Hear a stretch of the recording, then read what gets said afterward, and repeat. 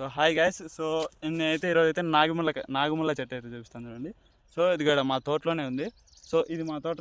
So తోటవారు అయితే నాగముల్ల చెట్టు. దీనికి అయితే చూడండి ఎన్ని కాయలు అయితే ఉన్నాయో ఇక్కడ చూడండి. సో ఇప్పుడైతే దీన్ని పెరికేసి చూద్దాం టేస్ట్ ఎలా ఉంటుందో. సో ఇదనమాట బాగా మాగేసింది, చూద్దాం ఎలా ఉంటుందో.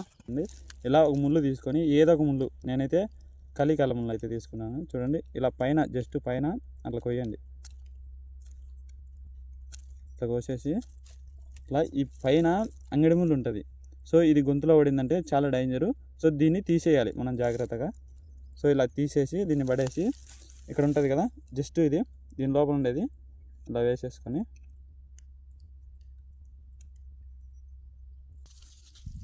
సో ఇదనమాట చూడండి ఎంత ఎర్రగా ఉంటుంది.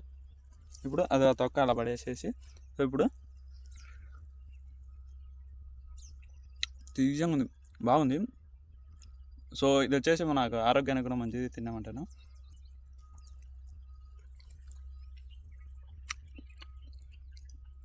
ఎంత ఎర్రంగా అయిందో. సో ఇది చాలా అంటే చాలా బాగుంటాయి. మీరు కూడా ఒకసారి టేస్ట్ అయితే చేయండి. ఎక్కడన్నా మీ ఇంటి ప్రాంతాల దగ్గర అయితే ఉంటాయి ఖచ్చితంగా. ఇవైతే మనకైతే హెల్త్కి ఇంకా మంచిది తిన్నామంటాను.